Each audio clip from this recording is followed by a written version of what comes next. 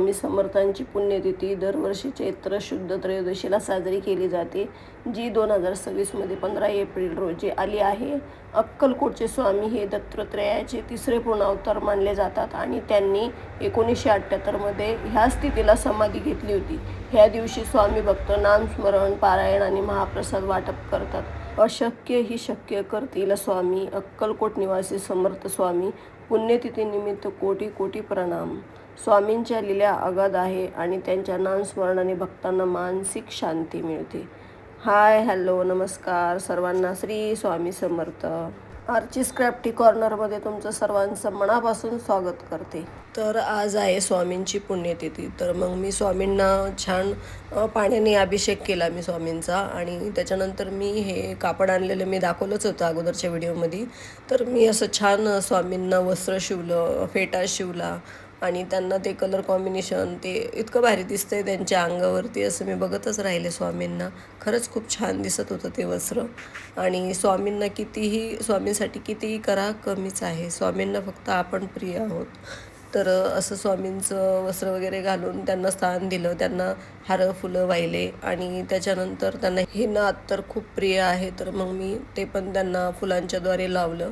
आणि त्याच्यानंतर जे देवाऱ्यातली मूर्ती आहे स्वामींची, तर मग त्याच्यावरती मग मी पंचामृताने असं अभिषेक केलं, फुलांनी अभिषेक केलं, पाण्याने अभिषेक केला. आणि अभिषेक करता वेळेस त्यांच्या नामस्मरण करायचं आहे. श्री स्वामी समर्थ, श्री स्वामी समर्थ, श्री स्वामी समर्थ, श्री स्वामी समर्थ. अभिषेक झाल्याच्या नंतर मग गळती लावायचं. मग गळती लावल्याच्या नंतर आपलं नित्यसेवेच्या पुस्तकातले म्हणजे डेप्रमाणे दिलेलं आहे. त्याच्यात रविवार, सोमवार, मंगळवार, बुधवार म्हणजे कोणत्या वारी कशी पूजा करायची. तर त्या पद्धतीने आता काल पुण्यतिथी पण होती आणि त्याच्यानंतर बुधवार पण होता. मग बुधवारची जी सेवा आहे ती परत अभिषेक करताना जे म्हणायचं आहे ते सगळं नित्यसेवेच्या पुस्तकात दिलेले त्या पद्धतीने मी सेवा केली. आणि अभिषेक करता पुरुष सूक्त ते म्हणायचं आहे.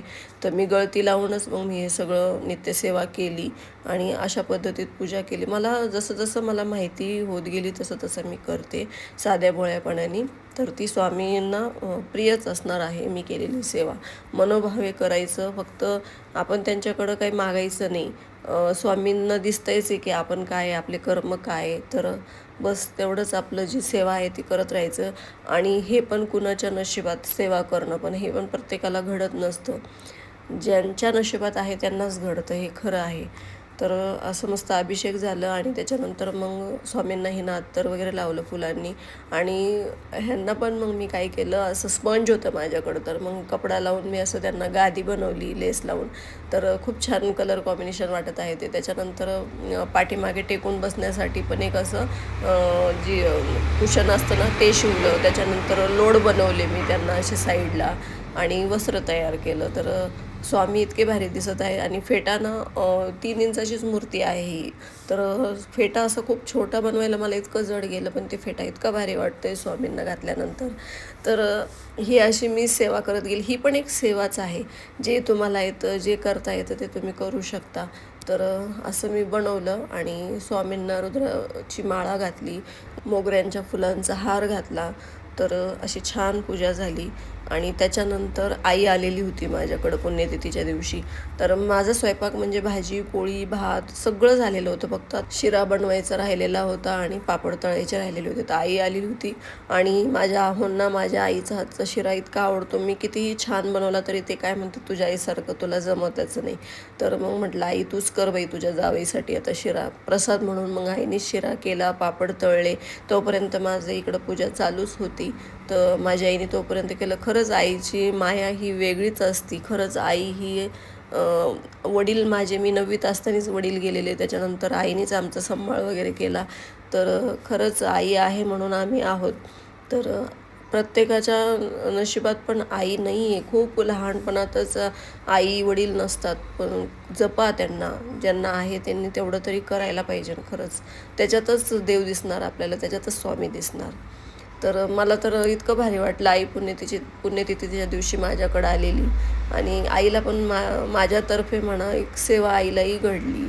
तर आई म्हणते खरंच किती करतेस म्हणे तू मनोभावे, सगळं लहानपणापासून वेड आहे म्हणे तुला देवांचं त्याचं. आजीला 4 नाती होते, तर त्या तिघी काही नाही, पण मी आजीच्या हाताखाली ही देवाच्या बाबतीत करायला असायची लहानपणापासून, तर ते माझ्या अंगी ती कला आलेली. तर असं मस्त जप केलं स्वामींचं. आणि स्वामी चरित्र सारामृताचं पण मी पठण करत असते, रोजचे 3 अध्याय, तर मग ते पण केलं. त्याच्यानंतर स्वयंपाक रेडी झालेला पूर्ण, मग स्वामींना नैवेद्य दाखवला. तर अशी सागर संगीत पूजा केली मी. आणि कशी वाटली तुम्हाला नक्की सांगा. आणि भोळ्यापणाने करते मी, तुम्ही मला प्लीज काही कमेंट करत जा, मी कशी करते काय करते, मी अजून छान करण्याचा प्रयत्न करेल पुढं. तर असं नैवेद्य दाखवलं. आणि नैवेद्य दाखवताना पाणी फिरवताना 3दा काय म्हणायचं आहे, ओम भूर्भुवस्वः तत्सवितुर्वरेण्यं भर्गो देवस्य धीमहि धियो यो नः प्रचोदयात्, असं म्हणायचं आहे. आणि त्याच्यानंतर मग स्वामींना नैवेद्य दाखवायचं आहे. तर नैवेद्य दाखवताना पण काय म्हणायचं आहे, प्राणाय स्वाहा, व्यानाय स्वाहा, मानाय स्वाहा, उदानाय स्वाहा, समानाय स्वाहा, श्री स्वामी समर्थ नैवेद्य समर्पयामी, श्री स्वामी समर्थ नैवेद्य समर्पयामी, असं म्हणायचं आहे. आणि नैवेद्यावर तुळशीपत्र ठेवायचं आहे. श्री स्वामी समर्थ, जय जय स्वामी समर्थ, श्री स्वामी समर्थ, जय जय स्वामी समर्थ, महाराज श्री स्वामी समर्थ, जय जय स्वामी समर्थ, स्वामी समर्थ, जय जय स्वामी समर्थ, श्री स्वामी समर्थ, जय जय स्वामी समर्थ. संध्याकाळचे 6:15 वाजले तरी उजेडच होता, अंधार काही वाटलाच नाही. तर संध्याकाळची मग अशी आरती वगैरे झाली. आणि मग उंबरट्याजवळ दिवे ठेवले, तुळशीजवळ दिवे ठेवले, आजूबाजूला पण असे मी ठेवत असते दिवे, तर तसे दिवे ठेवले. आणि असं दिवसभराचं माझं पूजापाती अशी झाली पुण्यतिथी स्वामींची. तर कशी वाटली तुम्हाला नक्की कमेंट करून सांगा. आणि पुन्हा भेटूया अशाच छानशा व्हिडिओसोबत. तोपर्यंत बाय बाय आणि सर्वांना श्री स्वामी समर्थ.